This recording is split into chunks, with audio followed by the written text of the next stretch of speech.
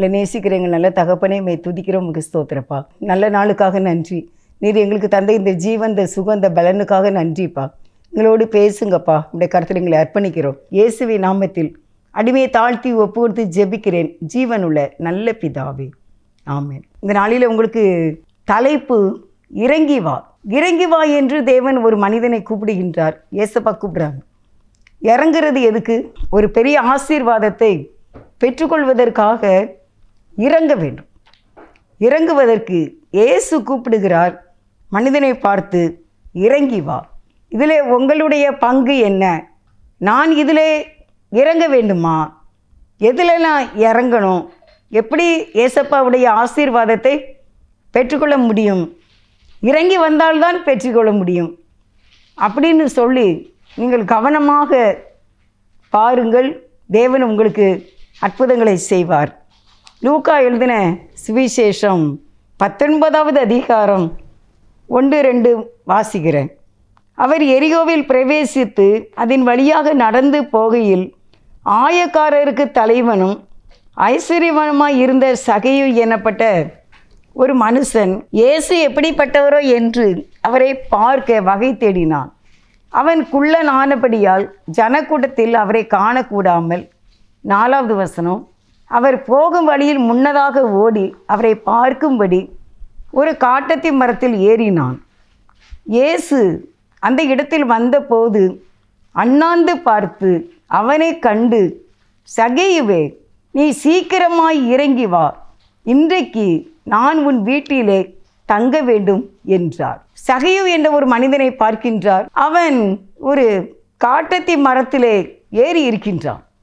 காட்டத்தி மரம் முட்கள் நிறைந்த மரம். அந்த மரத்தில் ஏறி உட்கார்றது கஷ்டம். ஆனால் இவன் இயேசுவை பார்க்க வேண்டும். இயேசப்பா அந்த உலகத்தில் வாழ்ந்த நாட்களிலே நடந்த உண்மையான ஒரு சம்பவத்தை உங்களுக்கு சொல்லிக் கொண்டிருக்கின்றேன். எரிகோவில் பிரவேசித்து அதன் வழியாக நடந்து போகையில் ஆண்டவருக்கு தெரியுமே, ஓடி வந்து அங்கே ஏறி உட்கார்ந்திருக்கின்றான். அவர் எப்படிப்பட்டவரோ என்று பார்க்கும்படி இருதயத்தில் ஒரு ஆவல் ஏற்படுகின்றது. வகை தேடினான், எப்படி இவரை நம்ம பார்க்கலாம் அப்படின்னு வகை தேடும்போது அங்கே அந்த சகையு அவருடைய கண்களிலே ஒரு காட்டத்தி மரம் காணப்படுகின்றது. உடனே ஜன கூட்டத்தில் அவரை பார்க்க முடியலை. இவன் எப்படின்னா குள்ளனானவன், அப்படின்னா கட்டையானவன். கட்டையாக இருக்கிறதுனால பார்க்க முடியல. அதனால் இந்த மரத்தில் ஏறினான். அப்பொழுது இவன் என்ன செய்கிறான்? ஓடி அவரை பார்க்கும்படி இந்த மரத்தில் ஏறி உட்கார்ந்துருக்கான். இயேசு அப்படியாக வருகின்றார். ஏசப்பாவுக்கு எல்லாம் தெரியும்லா, எல்லாம் தெரியும். நம்மளுடைய ஒவ்வொரு செய்தியும் நமக்கு தெரியும். கடந்த காலம் தெரியும், நிகழ்காலம் தெரியும், வருங்காலம் தெரியும், எதிர்காலம் தெரியும், முடிவு தெரியும். துவக்கம் தெரியும், முடிவும் தெரியும். தாயின் கருவிலே நம்ம உண்டானதில் இருந்து இதுநாள் வரைக்கும் தேவனுக்கு தெரியும், இனிமேலும் தெரியும். அவருக்கு ஒன்றை நாம் மறைக்க முடியாது. இப்போ இந்த மனிதனுடைய இருதயத்தை பார்க்கின்றார்.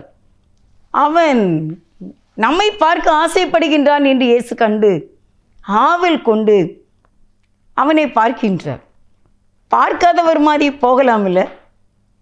போகலை. அநேக அரசியல் தலைவர்கள் எத்தனை தான் கும்பிடு போட்டாலும் பார்க்காத மாதிரி போவாங்க. அவங்களுடைய என்ன குறிக்கோளோ அதே தான் அவங்க போய்கிட்டு இருப்பாங்க. ஆனால் தேவனாகிய கர்த்தர் இரக்கம் உள்ளவராக இருக்கிறதுனால அவர் அந்த மரத்தை அண்ணாந்து வேற பார்க்கின்றார் என்று எழுதப்பட்டிருக்கிறது. அண்ணாந்து பார்க்கின்றார். பார்த்த உடனே அவர் பேசுகிறார். அல்லேலூயா. ஏசப்பா பேசுனாங்க சகையிட்ட. என்ன சொன்னாங்க தெரியுமா? லூக்கா 19வது அதிகாரம் 5வது வசனத்தில் இயேசு அந்த இடத்தில் வந்தபோது அண்ணாந்து பார்த்து அவனை கண்டு, சகையுவே, சீக்கிரமாய் இறங்கி வா, இன்றைக்கு நான் உன் வீட்டிலே தங்க வேண்டும் என்றார். ஆமாம், நீ சீக்கிரமாக இறங்கி வா. என்ன காட்டத்தி மரத்தில் போய் இருக்க, முள்ளுக்குள்ளே போய் இருந்துக்கிட்டு இருக்க, வாப்பா, இறங்கி வா. அருமையானவர்களே, இந்த வார்த்தையை கேட்ட உடனே அந்த மனிதன் சகை என்பவர் இறங்கி விட்டார். அவன் என்ன செய்கிறான்? 6வது வசனத்தில் அவன் சீக்கிரமாய் இறங்கி, ஏசப்பா வார்த்தை வாயில் இருந்து வந்தது தான், டக்குன்னு என்ன செய்துட்டான்? இறங்கிட்டான். குதிக்க கூட செய்திருக்கலாம் இல்லையா? என்ன நீங்கள் என்ன நினைக்கிங்க? ஸ்லோவாக இறங்கியிருப்பான்னு நினைக்கிங்க? இல்லை. நான் அவர் எப்படிப்பட்டவரோ, கடுமையாக இருப்பாரோ, கோபப்படுவாரோ, எரிச்சலாக இருப்பாரோ, நீ யாருட அங்கே வந்திருக்க, என்ன என்கிட்ட பேச வர கேட்டுருவாங்களோ? இப்படியாக மனதிலே பலவிதமான சிந்தனைகளோடு கூட சகை இருந்திருக்கலாம். ஆனால் ஏசப்பா அன்போடு சீக்கிரமாக இறங்கி வாப்பா, உன் வீட்டில் இன்றைக்கி நான் தங்க போகிறேன் சொன்ன உடனே அந்த சகையுவுக்கு மிகுந்த சந்தோஷம் உண்டாகி அவனும் சீக்கிரமாய் இறங்கி வந்தான். இன்றைக்கு அருமையானவர்களே, இதே கேள்விதான் இன்றைக்கு ஆண்டவர் உங்களிடத்தில் சொல்லுகின்றார். நீ சீக்கிரமாய் இறங்கி வா. வெளிப்படுத்தலை யோவானை பார்த்து ஏறி வா என்கின்றார். அது மேலான அனுபவங்களுக்கு கூப்பிடுகின்றார். இன்னும் யோவான் அடைந்த மறுரூபம் வித்தியாசம். அவர் ஆவியினாலே நடத்தப்பட்டு கொண்டு இருக்கின்றார், பரிசுத்த ஆவியினால். அதனால் யோவானை பார்த்து இங்கே ஏறி வா என்கின்றார்.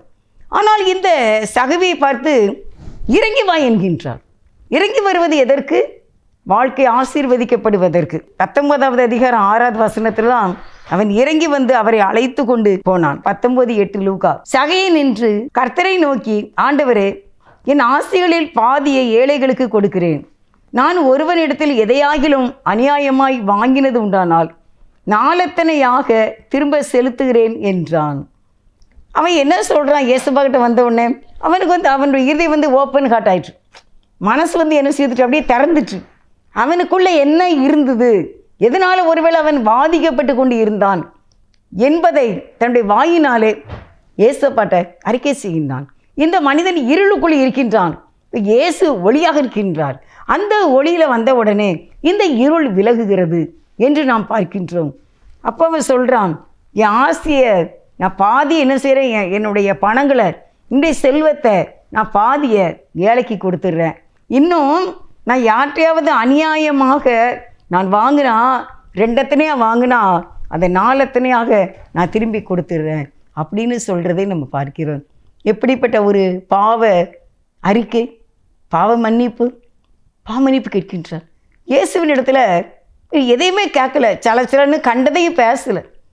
அப்புறம் நிறைய பேர் அப்படி தான் பேசுகிறாங்க. ஒருத்தர் சந்திக்கும் போது என்னெல்லாமோ பேசுகிறாங்க, தேவையில்லாததெல்லாம் பேசிகிட்டு இருக்காங்க. அன்றைக்கு சகையோ அப்படிலாம் பேசலை. கரெக்டாக 4 வார்த்தை தான், ஆண்டவரே நான் நிறைய பணம் வச்சுருக்கேன், கஷ்டப்பட்டவங்களுக்கு கொஞ்சம் கொடுக்கப்பா, நானும் சில பேர்கிட்ட 2 வாங்கியிருக்கேப்பா, அதை என்ன திருப்பி நான் கொடுத்து விடுகிறேன். ஒரு ஓப்பன் ஹார்ட், ஒரு பாவ அறிக்கை, ஒரு பாவ மன்னிப்பு, ஒரு பாவ சங்கீர்த்தனம். ஆண்டவருக்கு அது ரொம்ப பிடிச்சிருக்கு. எதையும் மறக்கலையே. ஆண்டவரே சொன்னால் கூட, ஊழியக்காரங்க சொன்னால் கூட, தீர்க்க தரிசனம் சொன்னால் கூட, நீ பாவிதான், நீ தப்பு பண்ணுற, இப்படிலாம் செய்யக்கூடாது அப்படின்னு சொன்னால் ஏற்றுக்கொள்ளக்கூடிய மனது இப்போ அருமையானவர்களே ஜனங்களுக்குள்ளே இல்லை. தங்களுடைய காரியங்களை நியாயப்படுத்தக்கூடிய மக்கள்தான் இந்த காலங்களிலே இருக்கின்றார்கள். உடனே தன்னை அறிக்கை செய்து ஏசப்பாட்டத்தில் ஒப்பு கொடுக்கக்கூடிய ஜனங்களை பார்க்க முடியவில்லை. அதனால் கஷ்டப்படுகிறார்கள், துன்பப்படுகிறார்கள், வேதனை அனுபவிக்கிறார்கள். நாளுக்கு நாள் பிரச்சனை தான். ஒரு காரியத்தை எடுத்தால் அது முடியலை. ஏன் யோசித்து பார்க்கறது இல்லை, நிதானமாய் சிந்திக்கிறது இல்லை. எனக்கு எதுக்கு இந்த பிரச்சனை, இதனுடைய ரீசன் என்ன, இதனுடைய வேர் என்ன, அடித்தளம் என்ன என்று நாம் பார்க்க வேண்டும். அதற்கு நாம் நேரம் எடுக்க வேண்டும், தேவ சமூகத்தில் இருக்க வேண்டும். ஆண்டவரே என்னை எனக்கு காட்டுங்க, நான் ஏன் தொடர்ந்து கண்ணீரின் பள்ளத்தாக்கிலே போய்கொண்டு இருக்கின்றேன், இதிலே நான் முடியலை, என்னால நான் கண்ணீரின் பள்ளத்தாக்கை உருவ நடக்கிறேன், நான் புடமிடப்படுகின்றேன், நான் பொன்னாக விளங்க வேண்டும், ஆனாலும் இதில் நீடித்திருக்க முடியாதுப்பா,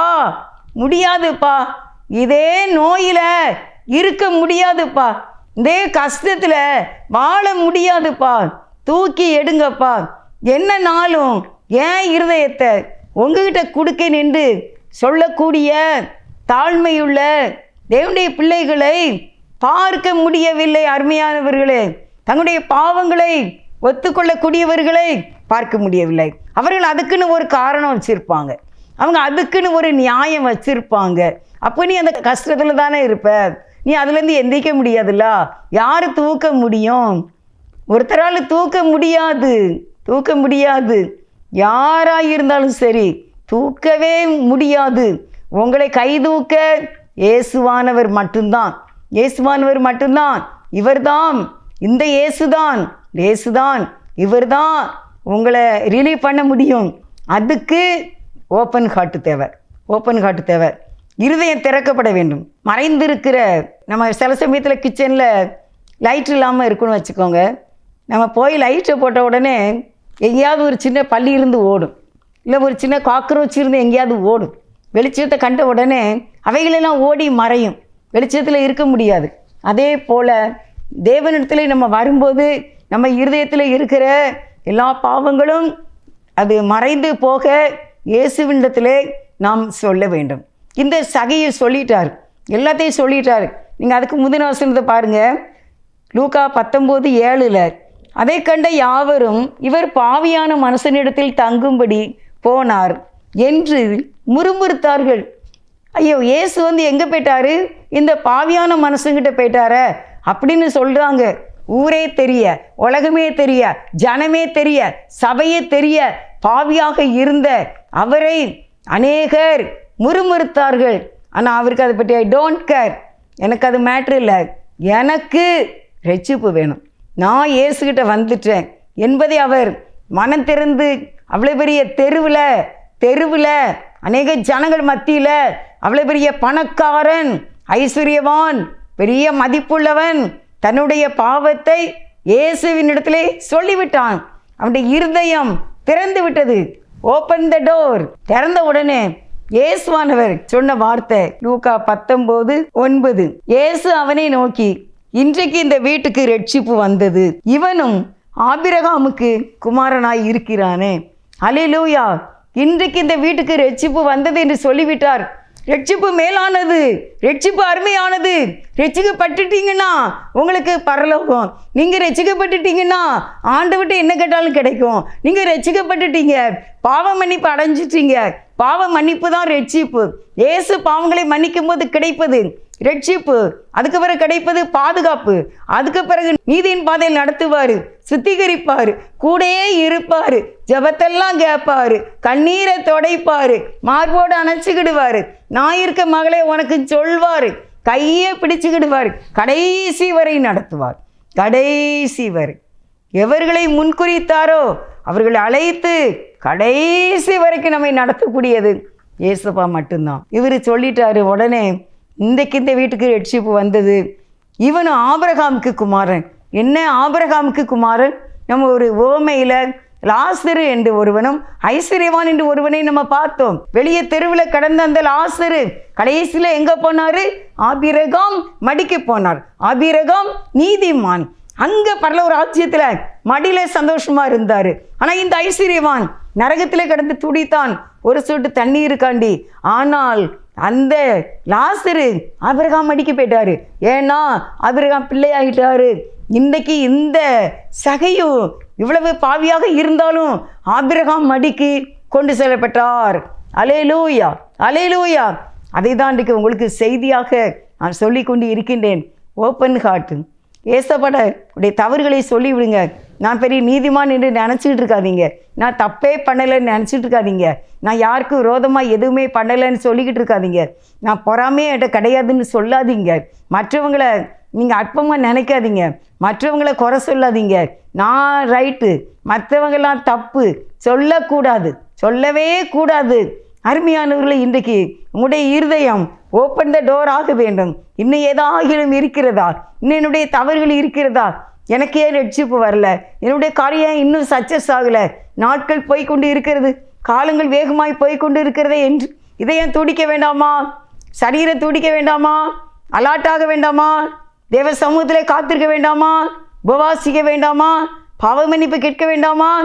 தாமதமாகிறதே, ஏன் சக்சஸ் இல்லை? தேவ சமூகத்திலே இரவும் பகலும் விழுந்து கிடக்க மனசு இல்லை. அப்படி செய்தால் நீங்கள் ஜெயம் பெறுவீர்கள். ஆனால் உங்களுக்கு மனசு இல்லைல்ல, அதுக்கு நீங்கள் காத்திருக்க உங்களுக்கு மனசு இல்லைல்ல, சரி செய்ய முயற்சி இல்லை, செய்ய வேண்டும். எனக்கு செகண்ட் பாயிண்டாக ஆண்டவர் கொடுத்தது அதுதான். எப்படின்னா நிறைய பேர் வட்டி வாங்குறாங்க. வட்டி வாங்கக்கூடாது. வட்டிக்கு பணம் வாங்குவது தப்பு, கொடுப்பதும் தப்பு தான். இன்னைக்கு நம்ம வட்டிக்கு என்ன செய்கிறோம்? பணம் வாங்குகிறார்கள். அநேக கிறிஸ்தவர்கள் பேரையே அவங்களுக்கு வட்டின்னு சொல்லி தான் அந்த பேரையே சொல்கிறாங்க. எப்படி இவ்வளவு தைரியமாக நீங்கள் வட்டி வாங்கலாம்? வட்டிக்கு பணம் வாங்கக்கூடாது, ஊழல் வாங்கக்கூடாது, லஞ்சம் வாங்கக்கூடாது, இதையெல்லாம் விட்டுவிட வேண்டும். இதையெல்லாம் சகையை சொன்னார். சொல்லி விடுதலை அடைந்து ரட்சிப்பை பெற்றுக்கொண்டார். செகண்ட் பாயிண்ட் உண்மை. உண்மைக்கு ஆப்போசிட் என்ன? பொய். பொய்யிலிருந்து உண்மைக்கு வர வேண்டும். யாரையும் ஏமாற்றக்கூடாது, பிறருடைய எதுக்கும் ஆசைப்படக்கூடாது. உங்களுக்கு நான் ஒரு ஐடியா சொல்கிறேன். என்ன ஐடியா அப்படின்னா, ஒரு தப்பு பண்ணிட்டோம், பெரியவங்களை எதிர்த்து பேசிட்டோம், ஒரு தகப்பனை எதிர்த்து பேசிட்டோம், தாயை பேசிட்டோம், ஒரு ஆசிரியர்கிட்ட கீழ்ப்படியாமல் இருந்துட்டோம். உடனே என்ன செய்யணும் என்றாலும் உடனே அதை சரி செய்ய வேண்டும். முயற்சி இல்லை, ஸ்பாட், இமீடியட்லி, உடனே செய்யக்கூடியதான். டிலே பண்ணக்கூடாது. பாவம் பெண்டிங்கில் இருக்கக்கூடாது. எனக்கு ஆண்டவர் ஏற்றுக்கொண்ட ஆரம்ப காலத்திலேயே தேவன் எனக்கு கற்றுக் கொடுத்தது அதான். பாவத்தை பெண்டிங்கில் வைக்காத, உடனே ஏசப்பாட சொல்லி அறிக்கை செய்து அதிலிருந்து எழுந்திருக்க வேண்டும். பாவத்தை ஸ்டோர் ரூமில் யாராவது வைப்பாங்களா? குப்பைகளை யாராவது ஸ்டோர் ரூமில் வைப்பாங்களா? நீங்கள் வெங்காயம் உரிக்கீங்க, வெங்காயம் ஸ்டோர் ரூமில் இருக்குது. ஸ்டோர் ரூமில் இருந்து வெங்காயத்தை எடுத்துட்டு அதை உரிச்சிட்டு அந்த தோலை கொண்டு ஸ்டோர் ரூமில் வைப்பீங்க, டஸ்ட்பினுக்கு கொண்டு போவீங்க.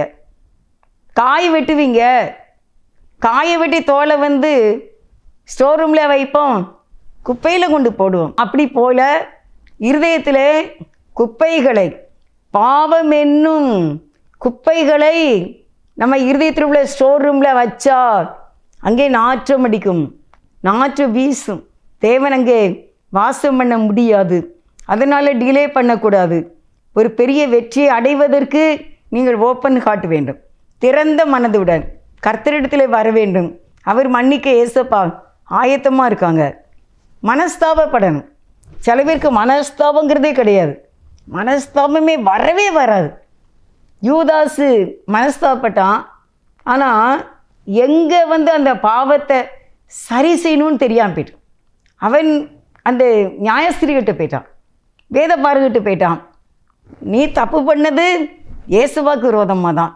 சிலுவை சுமந்து கொண்டு போகிற இயேசுவினிடத்திலே அந்த 20 வெள்ளிக்காசை போட்டு அவர் காலை பிடித்து மன்னிப்பு கேட்டிருந்தால் மன்னிப்பு கிடச்சிருக்கும். மனஸ்தாபப்பட்டான், ஆனால் சரியான முறையில் அடுத்த ஸ்டெப் எடுக்கலை. ஆனால் பேதுரு அப்படி இல்லை. அவர் மன்னிப்பு கேட்டாலும் தேவனுடைய கண்களை பார்த்து அவர் கதறி அழுது திருப்பியும் ஆண்டவர்கிட்ட வந்ததுனால அவர் ஊழியக்காரனாக மாறினார். அருமையானவர்களே, இன்றைக்கி நாம் எங்கே எதை சரி செய்யணும்? இவர் சொல்கிறாரு, யார்கிட்டையாவது 2 எத்தனையாக வாங்கினா 4 எத்தனையாக கொடுப்பேன். அப்போ நீ 2 எத்தனையாக வாங்கினது ஒரு மனிதனிடத்தில் ஒருவனை ஏமாற்றினதுனால. நீ நிலத்தை ஏமாற்றிருக்கலாம், நீ வீட்டை ஏமாற்றிருக்கலாம், நீ பணத்தை ஏமாற்றிருக்கலாம், நகையை ஏமாற்றிருக்கலாம், வஸ்திரங்களை ஏமாற்றிருக்கலாம், பொண்ணு பொருளை ஏமாற்றிருக்கலாம். எதை ஏமாத்திரியோ ஏமாத்தினவரிடம் கொண்டு செலுத்த வேண்டும். அப்பொழுதுதான் பாவங்கள் மன்னிக்கப்பட்டு அந்த நிச்சயத்தை நாம் பெற முடியும். ஆபிரகாமுடைய மடிக்கு செல்ல வேண்டும். அப்படியானால் சரியான முறையிலே அது சரி செய்யப்பட வேண்டும். கணக்கு செய்வீங்க, எத்தனை பக்கம் கணக்கு செய்தாலும் விடை கரெக்டாக வரணும்ல. விடை கரெக்டாக வந்தால் தானே 10 மார்க்கோ 20 மார்க்கோ 2 மார்க்கே இருக்கட்டுமே, 2 மார்க்கே இருக்கட்டுமே, அதுவுமே ஆன்சர் கரெக்டாக வரணும்ல. அதே போல தான் நம்முடைய பாவ மன்னிப்பை ஏசப்பட சொல்லும்போது விடை ஆன்சர் கரெக்டாக இருக்கணும். அப்போ தான் ரைட்டு வேணும், அப்போ தான் மார்க்கு கிடைக்கும், அப்போ தான் வெற்றியை அடைய முடியும். எங்கே போகணுமோ அங்கே தான் போகணும், எங்கே தப்பு பண்ணணும் அங்கே தப்பு பண்ணணும். நான் உங்களுக்கு ஒரு வசனம் வாசிக்கிறேன். மார்க்கு 7வது அதிகாரம் 10வது வசனத்தில். நான் இந்த வசனத்தை பார்க்கும்போது எனக்கு ரொம்ப ஆச்சரியமாக இருந்தது. நான் பிரசங்கத்தில் கேட்டிருக்கேன், ஆனால் இதை நான் நேற்று இந்த செய்திக்காக ஆண்டவர் எனக்கு இதை கொடுத்தாரு. ஏசப்பா எனக்கு இந்த வசனத்தை சொன்னாங்க, அதனால் சொல்கிறேன். அதாவது 9வது வசனம் வாசிக்கிறேன். மார்க்கு 7:9. பின்னும் அவர் அவர்களை நோக்கி, நீங்கள் உங்கள் பாரம்பரியத்தை கை கொள்ளும்படிக்கு கைக்கொள்ளும்படிக்கு தேவனுடைய கட்டளைகளை வியர்த்தமாக்குகிறது நன்றாயிருக்கிறது. எப்படி எனில், உன் தகப்பனையும் உன் தாயையும் கனம் பண்ணுவாயாக என்றும், தகப்பனையாவது தாயையாவது நிந்திக்கிறவன் கொல்லப்பட வேண்டும் என்றும் மோசே சொல்லியிருக்கிறாரே. 11. நீங்களோ ஒருவன் தன் தகப்பனையாவது தாயையாவது நோக்கி, உனக்கு நான் செய்யத்தக்க உதவி எது உண்டோ அதை கொர்பான் என்னும் காணிக்கையாக கொடுக்கிறேன் என்று சொல்லிவிட்டால் அவனுடைய கடமை தீர்ந்ததென்று சொல்லி அவனை இனி தன் தகப்பனுக்காவது தன் தாய்க்காவது யாதொரு உதவியும் செய்ய ஒட்டாமல் நீங்கள் போதித்த உங்கள் பாரம்பரியத்தினால் தேவ வசனத்தை அவமாக்குகிறீர்கள். இது போலவே நீங்கள் மற்றும் அநேக காரியங்களையும் செய்கிறீர்கள் என்று சொன்னார். புரிஞ்சிருக்கா எல்லாருக்கும்? மார்க்கு 7வது அதிகாரம் 9-10 வாசித்து பாருங்க. தாய் தகப்பனுக்கு செய்ய வேண்டிய கடமை ஏதோ அதை கொர்பானின் காணிக்கையாக நீ கொடுத்து விட்டால் உன்னுடைய கடமை தீர்ந்ததென்று போதித்திருக்கிறார்கள். தகப்பனும் தாயை கவனிக்க வேண்டாம், அவங்களுக்கு எதுவுமே கொடுக்க வேண்டாம், சாப்பாடு கொடுக்க வேண்டாம், அவங்கள விசாரிக்க வேண்டாம், உணவு கொடுக்க வேண்டாம், துணி கொடுக்க வேண்டாம், ஒன்றுமே செய்ய வேண்டாம். ஆனால் அந்த காணிக்கை, அந்த பணத்தை கொர்பானின் காணிக்கையாக நீ செலுத்திவிட்டால் போதுமென்று அந்த நாளிலே போதித்திருக்கிறார்கள். அந்த நாட்களில் உள்ள ஆசாரியர்கள். ஆண்டவர் அதை கண்டிக்கிறார். தகப்பனுக்கு தாய்க்கு செய்ய வேண்டிய உதவியை தகப்பனுக்கு தாய்க்கு செய்ய வேண்டும். அதை நீ இன்னொரு காணிக்கையாக கொடுத்தால் அது தவறு என்று வேதம் சொல்கிறது. இது தவறு என்று சொல்கிறது. இப்படி இன்னும் அநேக காரியங்களை செய்கிறீர்கள், தேவ வசனத்தை அவமாக்குகிறீர்கள் என்று வேதம், பரிசுத்த வேதம் சொல்லுகிறது. உங்களை நீங்கள் யோசித்து பாருங்க. அம்மா அப்பாவை கவனிக்கிறவங்க, அவங்களுக்கு உதவி செய்கிறவங்க, அவங்கள பராமரிக்கிறவங்க எத்தனை பேர் இருக்கின்றார்கள்? நிறையா பெற்றோர் கண்ணீரோடு தான் இருக்காங்க. எனக்கே கஷ்டமாக இருக்குது. எப்படி ஒரு பிள்ளையால் இருக்க முடியுது? நம்மளே குழந்தைகளை பெற்றிருக்கின்றோம். குழந்தையே வாழ்க்கையாக எவ்வளோ பேர் வாழ்கிறார்கள். என் கணவனுக்காக நான் வாழலை, என் பிள்ளைக்காக வாழ்கிறேன். எனக்காக வாழலை, என் பிள்ளைக்காக வாழ்கிறேன். என் பிள்ளைக்காக வாழ்கிறேன், என் பிள்ளைக்காக உயிரை வச்சுருக்கேன் அப்படின்னு எத்தனையோ பெற்றோர் சொல்ல நான் கேட்டிருக்கிறேன். எங்கள் அம்மா வீட்டில் நான் சரி, திருமணமாகி இந்த தூத்துக்குடிக்கு நான் வந்த பிறகு கேட்டிருக்கேன். என் பிள்ளைக்காக தான் நான் அந்த உயிரை வச்சுருக்கேன். என் பிள்ளை நல்லா இருக்கணும், படிக்க வைக்கணும், அவனுக்கு பாதுகாப்பு கொடுக்கணும், என் மகளுக்கு பாதுகாப்பு கொடுக்கணும், என் மகளுக்கு கல்யாணம் முடியணும், நல்ல ஒருத்தன் கையில் என் பிள்ளையை பிடிச்சு கொடுக்கணும், அதுக்காக என் உயிரை வச்சுருக்கேன், இல்லாட்டா நான் எப்பவுமே செத்துருவேன் அப்படின்னு எத்தனையோ சகோதரிகள் சொல்ல கேட்டிருக்கின்றேன். ஆனால் இந்த பிள்ளைகள் கல்யாணம் முடிஞ்ச உடனே அவங்க பெரிய ஆளாகிடுறாங்க. அவங்களுக்கு ஒரு ஜோடி கிடைச்ச உடனே அவங்க பேரண்ட்ஸுக்கு அட்வைஸ் பண்ணக்கூடியவங்களாக மாறிடுறாங்க. உங்களுக்கு அட்வைஸ் பண்ணி உங்களை படிக்க வச்சு நல்ல வேலை வாங்கி கொடுத்து நல்ல ஆடைகளை கொடுத்து உங்களை அழகு பார்த்த பெற்றோர் இன்றைக்கு பிள்ளைகளுக்கு அற்பமாக தெரிகிறார்கள். நான் இப்போ இல்லை, 20 வருஷத்துக்கு முன்னால் நான் ரோட்டில் போய்கிட்டு இருந்தேன். அப்போது கான்வெண்ட்டுக்கு ஏத்தாக்கில் எங்கள் தூத்துக்குடியில் கான்வெண்ட் இருக்குது, பெரிய கான்வெண்ட், ஹோலி கிராஸ். அந்த இதில் நாங்கள் போகும்போது ரொம்ப டிராஃபிக் ஜாம் ஆயிடுச்சு. ஜாம் ஆன உடனே நான் என்ன செய்தேன், பக்கத்தில் ஒரு கடை இருந்துச்சு, அந்த கடைக்கிட்ட ஏறி அங்கே ஆட்கள் நின்னாங்க, அதில் ஒதுங்கி நின்னேன். டிராஃபிக் ஜாம் ஆகிட்டு. அப்போ அதில் ஒரு வயசான ஒரு அக்கா இருந்தாங்க. எப்படி இந்த வார்த்தை என் வாயில் வந்துச்சுன்னு எனக்கு தெரியாது. அந்த அக்காட்ட நான் சொல்கிறேன், அவங்க பெரிய பணக்காரங்க தான். அவங்ககிட்ட சொன்னேன், நம்ம வயசான, அப்போ நான் ரொம்ப சின்ன வயசு, எனக்கு அப்போ 30 வயசு அப்படி தான் இருந்திருக்கும். ஆனால் என்னை அறியாமலே இந்த வார்த்தை என் வாயிலிருந்து வந்துச்சு பார்த்துக்கோங்க. இப்போவும் நான் நினச்சி ஆச்சரியப்படுறேன். அந்த அக்காட்ட நான் சொல்கிறேன், வயசாயிட்டுனா நம்ம யாருன்னா டஸ்ட்பின் தான், குப்பைத்தொட்டி. குப்பைத்தொட்டி என்ன செய்வாங்க, வீட்டுக்குள்ளேயே வச்சுக்கிட்டு இருப்பாங்க, தூக்கி வெளியே வச்சுருவாங்க. என்ன, அவங்க படுத்த கட்டில் எப்போ நமக்கு கிடைக்கும், அவங்க இருந்த அந்த அவ்வளோ பெரிய பெட்ரூம் எப்போ நமக்கு கிடைக்கும் அப்படின்னு தான் எதிர்பார்ப்பாங்க. வயசானா நம்ம ஒன்றுமே கிடையாது, வேஸ்ட்டு தான் அப்படின்னு நான் சொன்னேன். நான் எப்படி சொன்னேன்னு எனக்கு தெரியல, எனக்கு அப்படிப்பட்ட அனுபவங்கள் கிடையாது. எங்கள் அத்தை மாமாலாம் நல்லவங்க, நாங்கள் நல்லா தான் அவங்களெல்லாம் வச்சுருந்தோம். ஆனால் எப்படி இந்த வார்த்தை வந்துச்சுன்னு தெரியாது. அந்த அக்கா சொன்னாங்க, அவங்க பெரிய பணக்காரங்க தான், அவங்க வீடே அவ்வளோ பெரிய பேலன்ஸு, அவங்க சொன்னாங்க, இன்னொரு நேரம் சொல்லிடுங்க அப்படின்னாங்க. அப்போ நான் இன்னொரு நேரமும் சொன்னேன். பிள்ளைகள் அன்பு செலுத்த மாட்டார்கள், பிள்ளைகளுக்கு நம்ம வேஸ்ட்டாக தெரியும், நம்ம ரூம் எப்போ அவங்களுக்கு கிடைக்கும், என்ன நம்ம சொத்து எப்போ கிடைக்கும் அப்படின்னு நினைப்பாங்கக்கா அப்படின்னு சொன்னேன். கரெக்ட் அப்படின்னு சொன்னாங்க. ஒருவேளை அவங்க வீட்டில் அப்படி ஒரு சூழ்நிலை இருந்ததா என்னன்னு தெரியல. அப்புறம் இன்னுமே நான் அவங்கள பார்க்கல, அவங்க இருக்காங்களா இல்லையான்னு எனக்கு தெரியாது. இந்த வசனத்தில் நம்ம பார்க்கும்போது ஏசப்பா தான் சொல்கிறாங்க, என்னது நீ ஒரு காணிக்கையை குர்பானின்னு ஒரு காணிக்கையை கொடுத்துட்டு எங்கள் அம்மா அப்பாவுக்கு செய்யத்தக்க உதவி எது உண்டோ அதை குர்பானின்னு காணிக்கையாக நான் கொடுத்து விட்டேன், அதனால் இது சரியாயிட்டாமா, உதவி செய்ய விட்டாமல் அந்த கடமை தீர்ந்தது என்று சொல்லி, அதனால் உங்கள் கடமை தீர்ந்துட்டு. அப்போ அம்மா அப்பா சாப்பாடுக்கு என்ன செய்வாங்க, துணிமணிக்கு என்ன செய்வாங்க, ஒரு சோப்புக்கு என்ன செய்வாங்க, அதெல்லாம் ஆண்டவர் கரெக்ட் பண்ணுறார். அப்படி செய்யாத, நீ பெற்றோரை கனம் பண்ண வேண்டும், நீ வாழ்நாள் நீடித்திருக்க வேண்டும், நீ நன்றாக இருக்க வேண்டும் என்றால் பெற்றோரை கண்ணியமாக வச்சுக்க. அவங்க மனசு கவலைப்படக்கூடாது. என் பிள்ளையால் என் மனசு ஒரு நாள் கவலைப்பட்டதில்லை, என் பிள்ளை எனக்கு தங்கம்னு சொல்லணும். நானும் பிள்ளைகள் வளர்த்துருக்கிறேன் ஆண்டவருடைய கிருபையினால். எங்கள் பிள்ளைகளை படிக்க வைக்கணும். எந்தெந்த ஊருக்கெல்லாம் குறைந்த மதிப்பெண்கள், அதனால் நிறைய ஊரில் போய் அப்பாயின்மெண்ட்டுக்காக நான் அலைஞ்சிருக்கேன் என் பிள்ளையை கூட்டிக்கிட்டு. அப்போல்லாம் நம்ம பிள்ளை நாளைக்கு சம்பாதிச்சு நமக்கு தரும்லாம் என்ன வந்ததே கிடையாது. நம்ம பிள்ளை நல்லா இருக்கணும், நம்ம படிக்கலை, நம்ம பிள்ளையை படிக்க வச்சிடணும், நம்ம பிள்ளையை படிக்க வச்சிடணும், அவன் நாளைக்கு சம்பாத்தியம் பண்ணி தந்து நம்மளை காப்பாற்றுவாங்கிற தாட்டு இயேசுவி நாமத்தில் வந்ததே கிடையாது.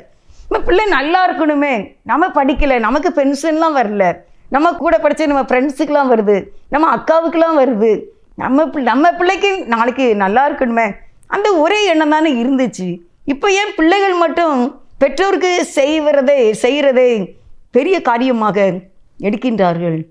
அப்படி செய்கிறது எது பிச்சை போடுற மாதிரியா? அப்படி தான் உங்களை வளர்த்தாங்களா அவங்க? நீங்கள் உங்கள் பிள்ளை எப்படி வளர்க்கீங்க, பொண்ணே பூவேன்ட்டு அப்படி தானே அம்மா அப்பா வளர்த்துருப்பாங்க. இந்த செய்தி கர்த்தர் எனக்கு கொடுத்தார் உங்களுக்கு அறிவிக்கும்படி. அருமையானவர்களை, இந்த சகையை போல் ஓப்பன் ஹார்ட் பண்ணுங்கள், அம்மா அப்பாட்ட மன்னிப்பு கேளுங்க, அக்கா தங்கச்சிட்ட மன்னிப்பு கேளுங்க, சரி செய்யுங்க, உங்கள் வீட்டுக்கு ரட்சிப்பு வரும், நீங்கள் நீடித்த நாளாய் வாழ்ந்திருப்பீர்கள், சுகமாய் இருப்பீர்கள். கர்த்தர் சொல்கிறார், நீ எதில் இன்றைக்கி இறங்காமல் இருக்க, இறங்கி வா, பிடிவாதமா இறங்கி வா, மன்னிப்பு கொடு, மன்னிப்பை கேளு, நீனும் மன்னிப்பை பெற்றுக்கொள். இன்னும் என்னென்ன பெருமை மனமேட்டுமை அகந்த என்னென்ன இருக்கோ எல்லாவற்றையும் விட்டு இறங்கி ஏசப்பட வந்து பாவரிக்கை செய்தால் அவர் தூக்கி எடுத்து ஆசீர்வதிக்க வல்லமையுள்ளவராக இருக்கின்றார். இறங்கி வா, இறங்கி வா, பிடிவாதத்தில் ஒரே இடத்துல நிற்காத, இறங்கி வா. அண்டர்ஸ்டாண்டிங் அண்ட் அட்ஜஸ்ட்மெண்ட் ரெண்டு இருந்தால் உடைய வாழ்க்கை வளமாகும். ஜெபம் செய்வோம். ஹல்லேலூயா, ஸ்தோத்திரம் ஆண்டவரே, ஹல்லேலூயா. அப்பா மே துதிக்கிறோம்ப்பா. நன்றி ஆண்டவரே, இந்த நேரத்துக்காக மே துதிக்கிறோம். எங்களோடு நீங்கள் பேசின வார்த்தைகளுக்காக நன்றி செலுத்துகிறோம். எங்களை தரைமட்டு தாழ்த்துகிறோம். உம்முடைய கற்பனைகளையும் கை கொள்ளும்படிக்கு எங்களுக்கு அனுக்கிரகம் பண்ணிடலும். உடைய வார்த்தையின்படி ஜீவித்து உடைய ராஜ்யத்தை பெற்றுக்கொள்ள எங்களுக்கு உதவி செய்திடலும். எங்கள் வாழ்நாள் நீடித்திருப்பதற்கு நாங்கள் செய்ய வேண்டிய 10 கமாண்ட்மெண்ட்ஸின் ஒவ்வொரு காரியங்களையும் செய்யும்படிக்கு எங்களுக்கு அனுக்கிரகம் பண்ணிடலும். வேதத்தை மறக்காதபடி காத்துக்கொள்ளும். ஜெபத்திலே உறுதியாயிருக்க உதவி செய்யும். பெற்றோரை கனமண்ண கிருபை தாரும். ஆலய வாஞ்சி எங்களுக்கு தாரும். ஊழியம் செய்ய மனதை தாரும். தேவ சமாதானத்தை குடும்பத்திலே கட்டளையிட்டார்களும். எங்களை பாதுகாத்து கொள்ளும். பிறந்தநாள் திருமண நாட்களை ஆசீர்வதி. இந்த வருடம் நன்மையான நாட்களாக இருக்கட்டும். எங்களுக்கு ஜீவன் சுகம் பலன் தீர்க்க ஆயுசை கொடுத்துடும். இந்த கிராஸ் டிவியும் இதில் வேலை செய்கிற கண்மணி பிள்ளைகளையும் ஆசீர்வதித்து இந்த ஊழியம் வளர நாங்கள் ஜெபிக்கிறோம். எல்லாவற்றையும் திருப்பாதத்தில் அர்ப்பணிக்கின்றேன். இயேசுவின் நாமத்தில் வேண்டிக் கொள்கின்றோம். இன்னும் எங்களுடைய தேசத்தில் வரப்போகிற எலெக்ஷனுக்காக ஜெபிக்கிறோம். ஆண்டவரே, திருச்சபைக்காக ஜெபிக்கிறோம். ஊழியங்களுக்காக ஜெபிக்கிறோம். தேவ சமாதானம் இருக்கட்டும். ஆண்டவரே, ஏசப்பாவுக்கு ஊழியங்களுக்கு எதிராக செயல்படுகிற மக்களை ரட்சித்தரலும், பரிசுத்தப்படுத்தியர்களும் சந்தியும் பெரிய எழுப்புதலே உண்டாக்கும். எங்களை தாழ்த்துகிறோம். இயேசுவின் நாமத்தில் வேண்டிக் கொள்கின்றேன். ஜீவனுள்ள நல்ல பிதாவே, ஆமேன், ஆமேன். God bless you.